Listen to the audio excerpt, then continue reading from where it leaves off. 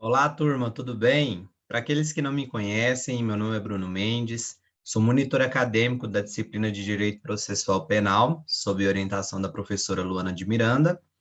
Atualmente eu estou cursando, neste primeiro semestre de 2022, o 10º período do curso de Direito da FACEG, aprovado no 33º exame da OAB, na disciplina de Direito Penal, e também, nesse ano, eu estou como assistente de juiz. Eu tenho atuação no Gabinete das Fazendas Públicas, aqui na comarca de Goianésia. Neste vídeo, eu vou estar passando para vocês algumas dicas de como fazer a estruturação da peça memoriais. Vamos lá, então?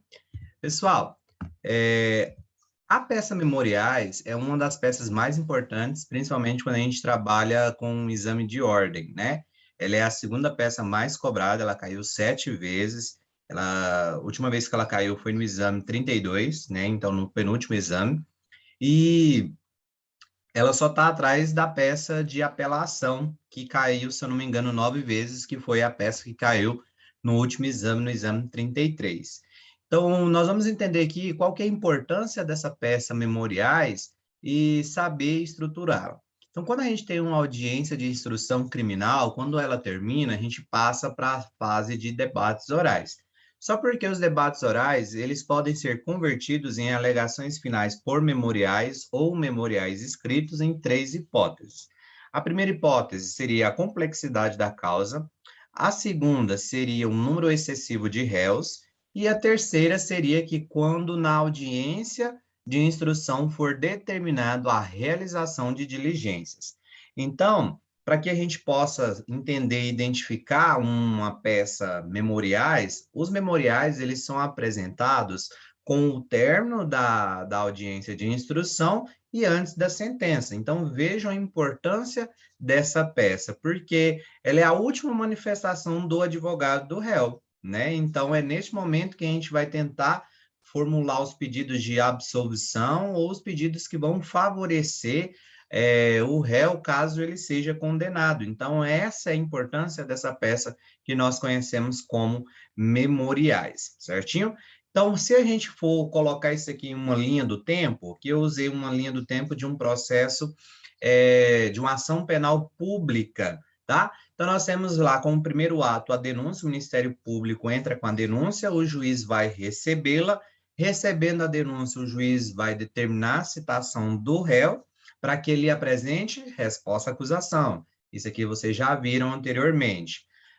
O réu foi citado, apresentou resposta à acusação, teve audiência de instrução, e o último ato que nós temos aqui seria, antes de apresentar os memoriais, seria a audiência de instrução. Então, geralmente, principalmente a FGV, que é a organizadora do exame de ordem, ela coloca lá denunciada assim, ó, encerrada a instrução, o Ministério Público pugnou pela condenação nos termos da denúncia. A defesa foi intimada para apresentar a medida cabível. Então, se nós temos o encerramento da audiência de instrução e não houve sentença, se você está sendo intimado para manifestar, é para apresentar os memoriais, belezinha? Então, essa é a linha do tempo. Se o último ato processual foi a audiência de instrução, não houve sentença, a defesa ela foi intimada para apresentar a medida cabível, nós temos aqui os memoriais, belezinha?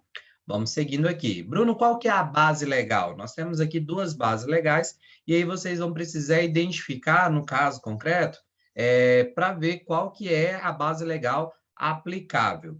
Então, nós temos o artigo 403, parágrafo 3º do Código de Processo Penal e o 404, parágrafo único, também do Código de Processo Penal. Quando que a gente vai usar o 403, parágrafo 3º? Quando for uma causa complexa ou tiver um número excessivo de acusados, 3, 4, 5 e assim vai. Pensa todo mundo fazer os debates orais, né?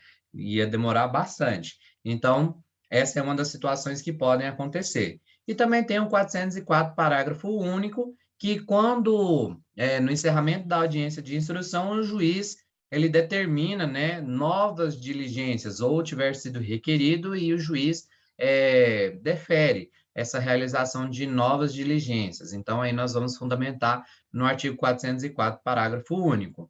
Em todas as vezes que caiu a peça memoriais no exame de ordem, A FGV aceitou o 403, parágrafo 3º, mas é importante que vocês saibam que existem esses dois dispositivos para fundamentar a nossa peça memoriais.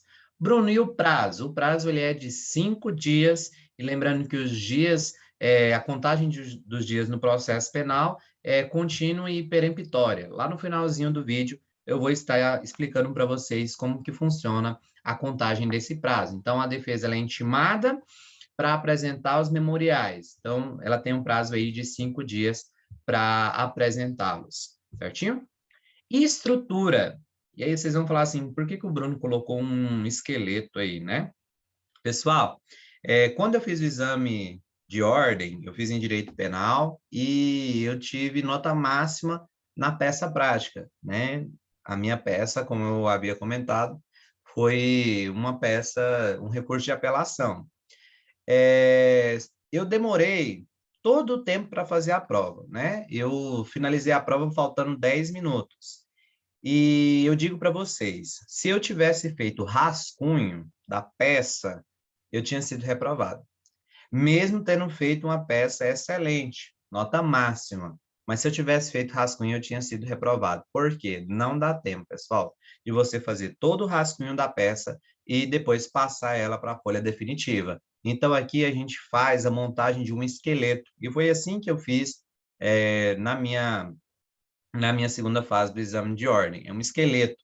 E aí precisa do seu conhecimento jurídico, do seu raciocínio lógico, jurídico também, na hora de escrever no papel. Mas não dá tempo de fazer rascunho. Vocês têm que fazer o esqueleto. E o esqueleto é a estrutura.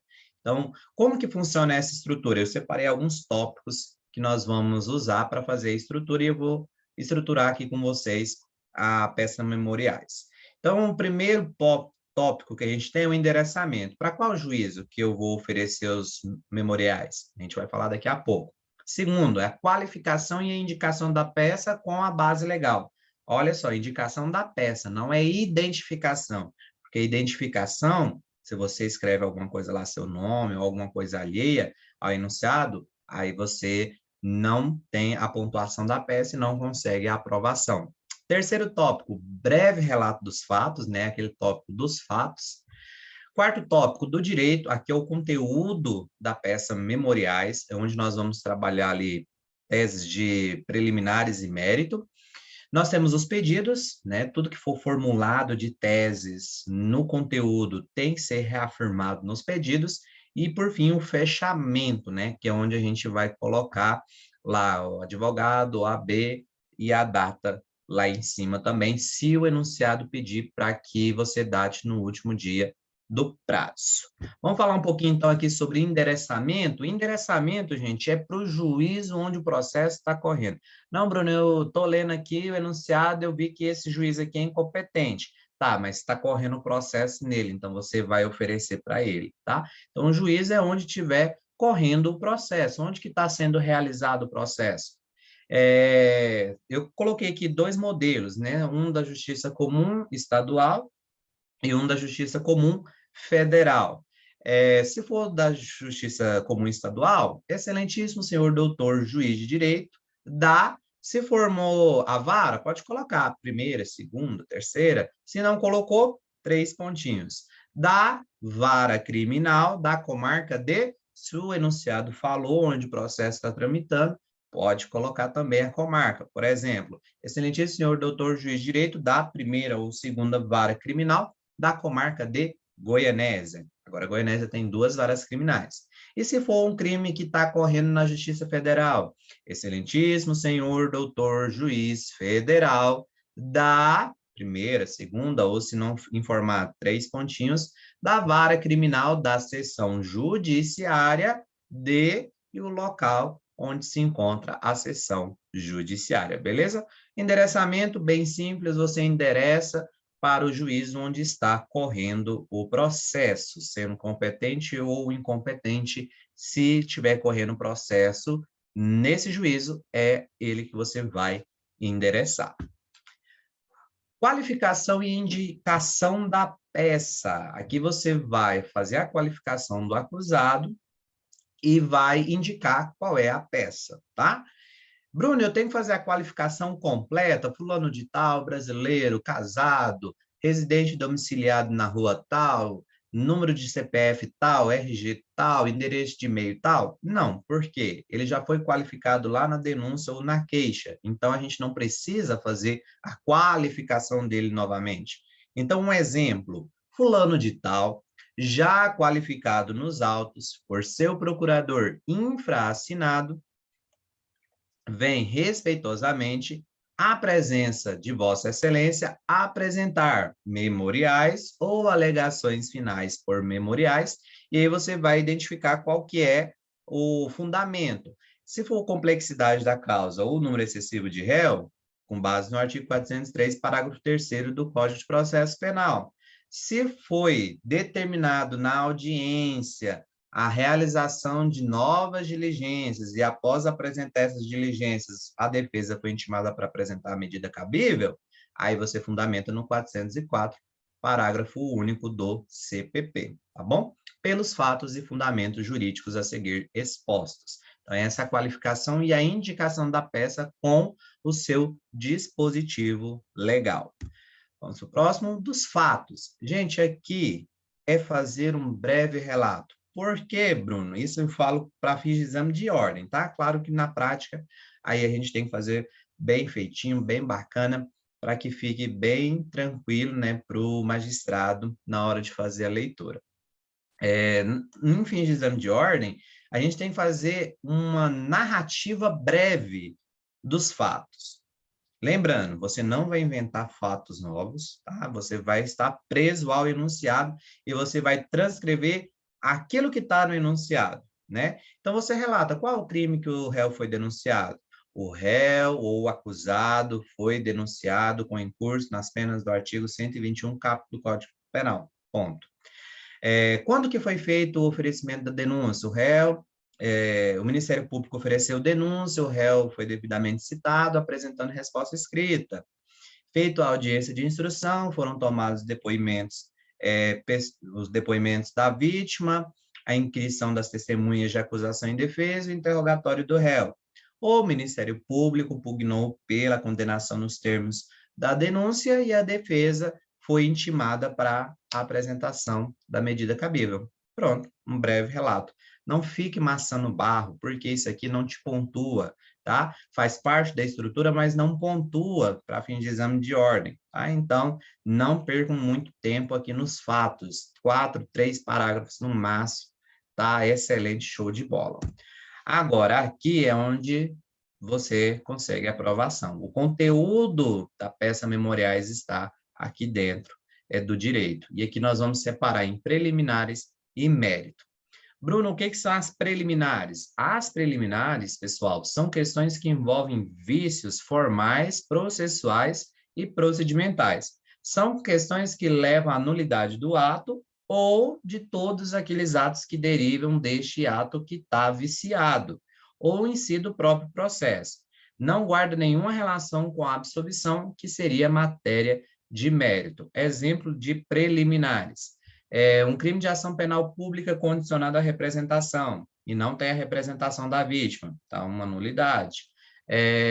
Ou já passou, a vítima decaiu do prazo de representação, né, dentro dos 6 meses. Então, a decadência do direito de representação, uma preliminar. Não foi oferecida a proposta de suspensão condicional do processo, sursi, o Ministério Público não ofereceu, era cabível, nulidade do processo, né? Então, são várias situações. Por exemplo, outro, citação, o réu está preso aqui no estado de Goiás, tem um processo correndo contra ele aqui em Barro Alto, né? E o réu está preso, o processo está correndo lá em Barro Alto, o juiz manda citá-lo por edital. Opa, não pode, tem um dispositivo que não permite. Se o réu estiver preso na unidade da federação, ele tem que ser citado pessoalmente, né? Então, nulidade da citação de todos os atos decorrentes da citação, até mesmo da audiência de instrução.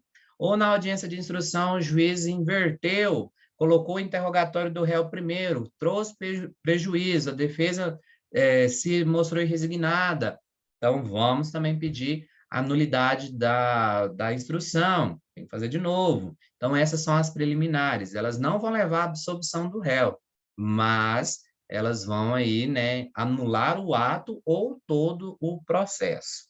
E no mérito é onde nós vamos tentar buscar a absolvição do sujeito que cometeu ou não a infração penal.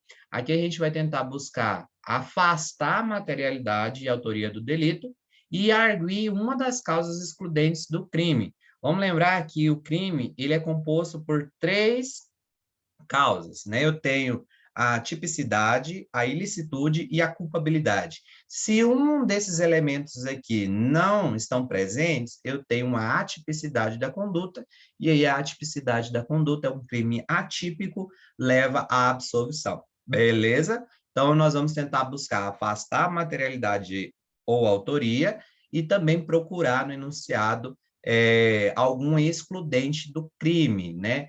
Talvez o fato é típico e ilícito, mas ele não é culpável. Talvez o fato é ilícito e culpável, mas ele não é típico. Então, a gente tem que procurar afastar uma dos requisitos para a constituição do crime, né? O crime é fato típico, ilícito e culpável.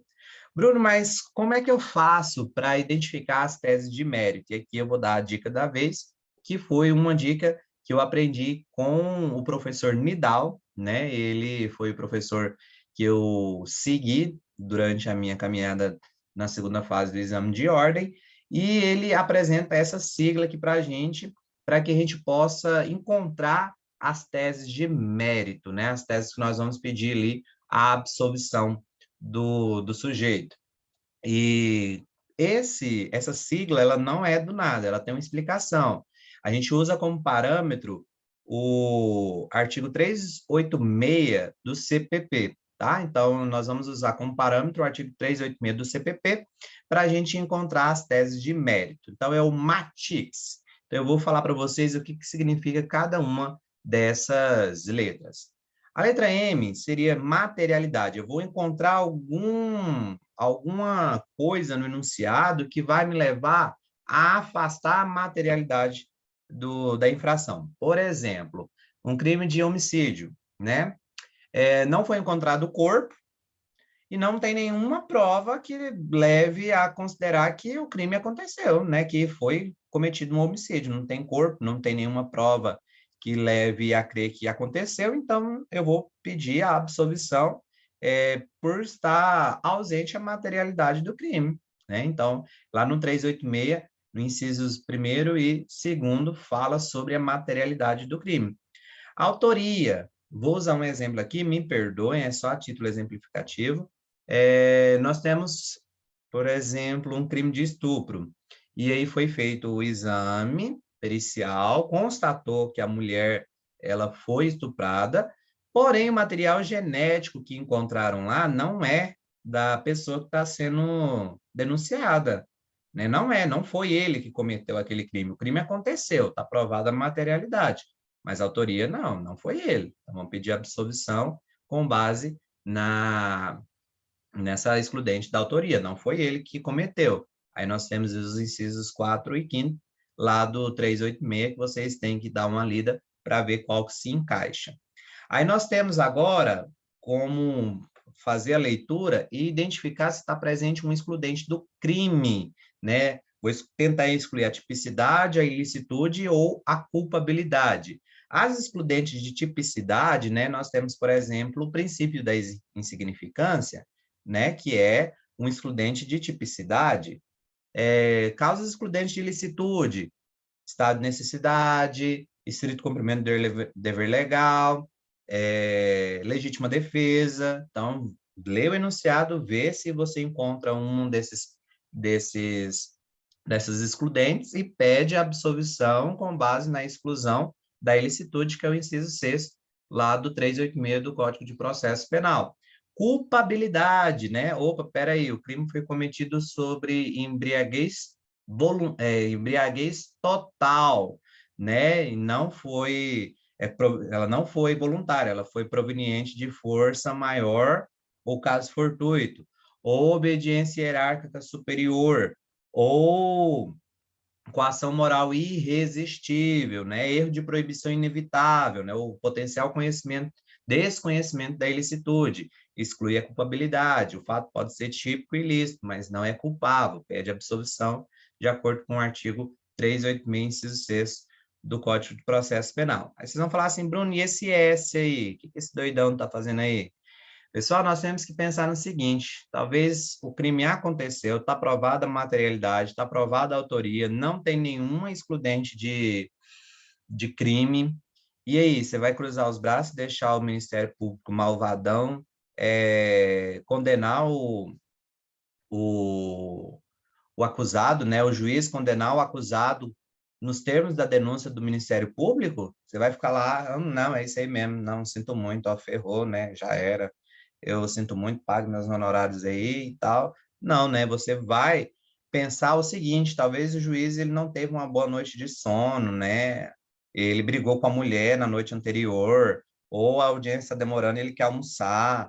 E aí a gente tem que pensar que talvez as nossas teses de preliminares ou mérito não vão surtir efeito. Não, o juiz vai condenar. Nós não podemos deixar o juiz condenar nos termos da denúncia. A gente tem que encontrar situações que vão fazer com que a pena a ser aplicada esteja dentro dos parâmetros legais e seja mais benéfica ao réu.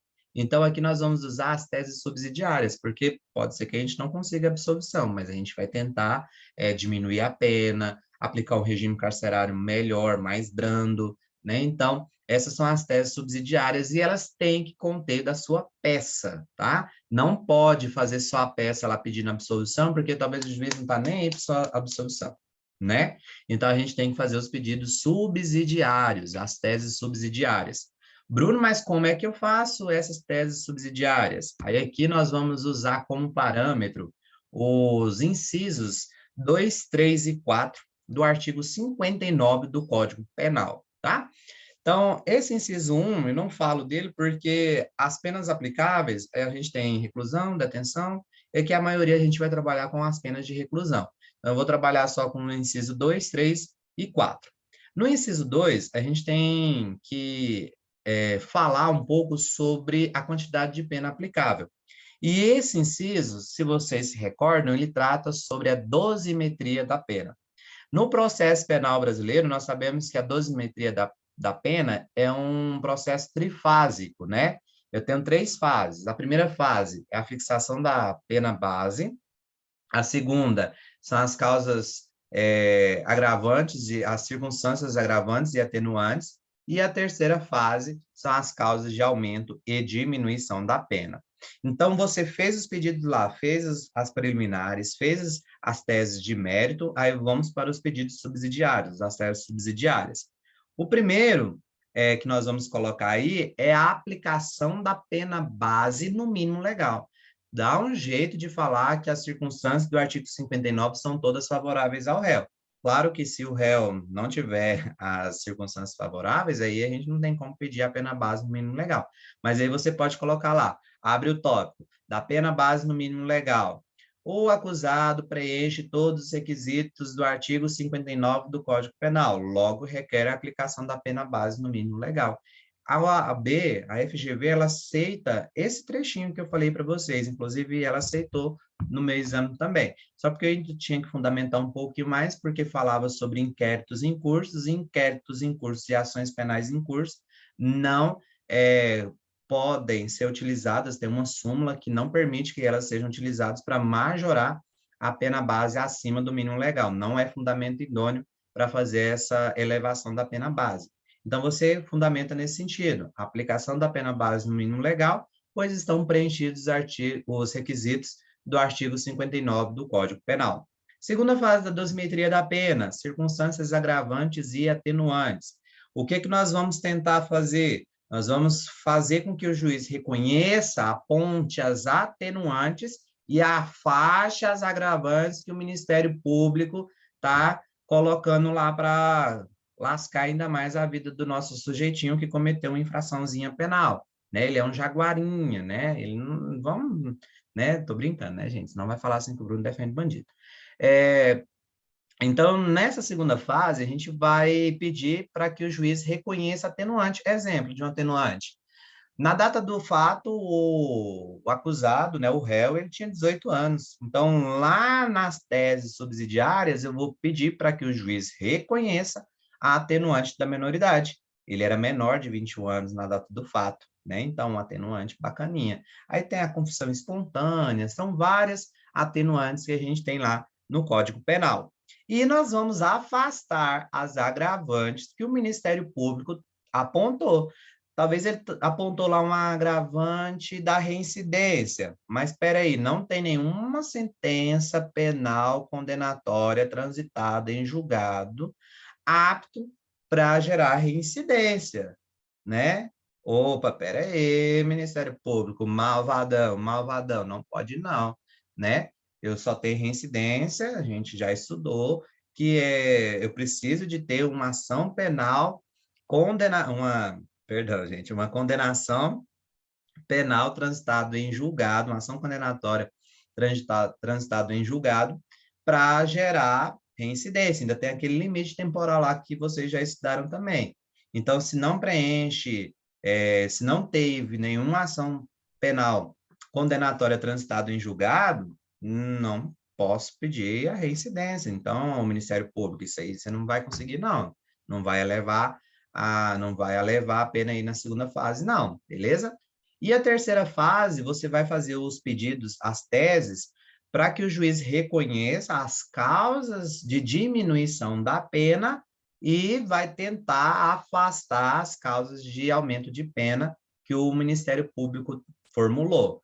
Vamos pegar um exemplo aqui, um crime de roubo, mas é roubo tentado, né? Então, não pode ser aquela pena lá do roubo, não, tem que reduzir ela, é uma causa de diminuição da pena. Você vai abrir o tópico da tentativa, né, de roubo. Então, você faz o tópico, discorre sobre, faz a fundamentação fática e a jurídica e faz o pedido no final.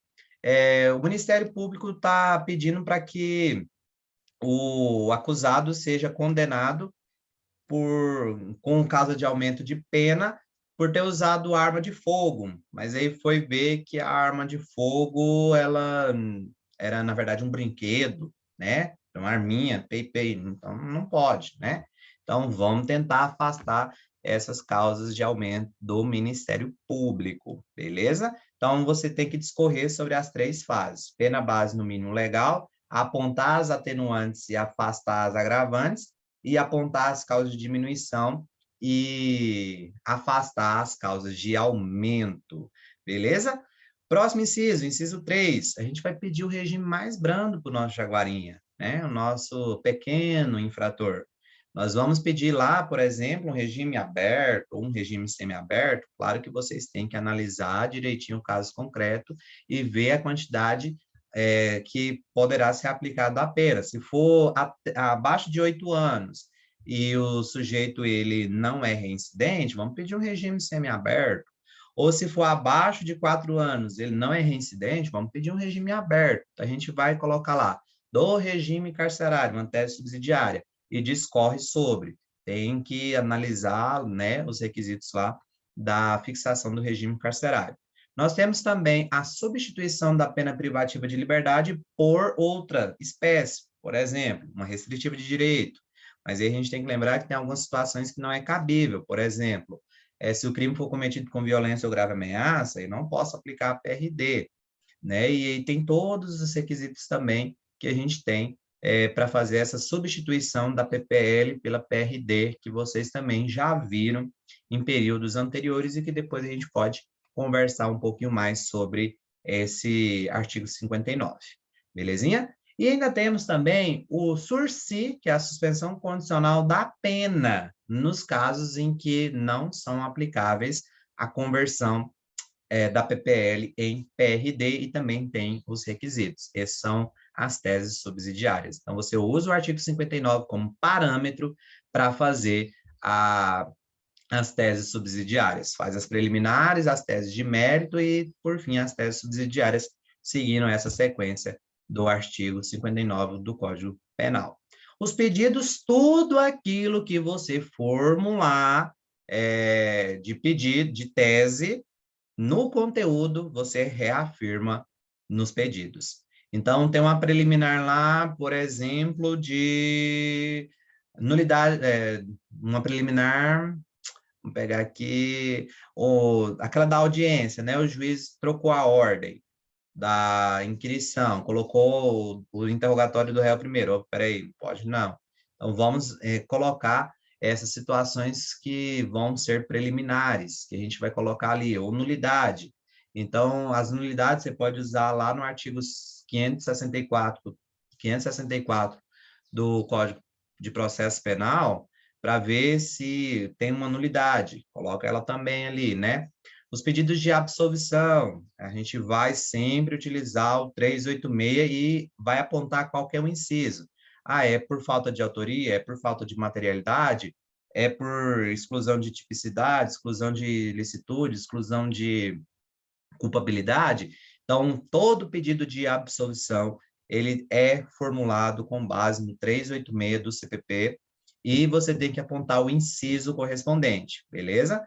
E depois vai para as teses subsidiárias. Você pediu a pena base no mínimo legal? Peça nos pedidos. Você falou sobre apontar atenuante? Aponte ela nos pedidos. Afastar as agravantes? Aponte nos pedidos também. Pediu para reconhecer uma causa de diminuição da pena? Também pede. Pediu para afastar uma causa de aumento de pena? Pede também. Regime carcerário, pediu semiaberto ou aberto? Pede também. Pediu para fazer a substituição da PPL por PRD? Pede também, se for cabível, tá?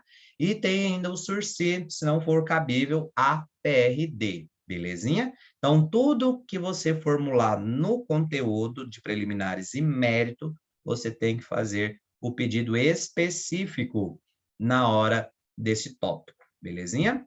Por fim, nós temos o fechamento da peça, né? Aqui você vai, depois de fazer os pedidos, neste termo pede de deferimento, local, 3 pontinhos, data, vou comentar da data daqui a pouco, advogado, 3 pontinhos, OAB, 3 pontinhos. Não inventa de fazer uma peça excelente e assinar. Ainda não, espera você pegar a sua OAB, também estou esperando a minha, tá? Então, coloca lá advogado, 3 pontinhos, OAB, 3 pontinhos, e se o enunciado pedir para que você date no último dia do prazo?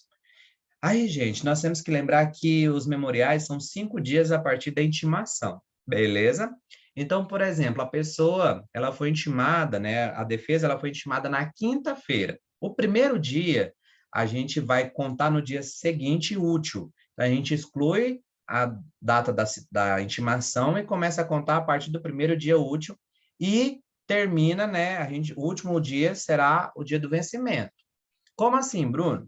A pessoa ela foi intimada na quinta-feira para apresentar, o advogado foi intimado na quinta-feira para apresentar a medida cabível. Então, a gente exclui o primeiro dia, que é o dia da intimação, e começa a contar no dia útil seguinte. Então, quinta foi a intimação, sexta, aí os prazos penais são contínuos e peremptórios. Então, sexta, sábado, domingo, segunda, terça. O último dia, né, aqui, ó, 5 dias, ele conta. Então, a terça-feira vai ser o último dia para apresentar os memoriais. Bruno, a intimação foi na segunda-feira. Então, a gente não conta o dia da intimação, é o próximo dia útil. Então, segunda-feira foi intimação? Terça, quarta, quinta, sexta, sábado. O quinto dia termina aqui no sábado. Porém, nós não podemos colocar o dia final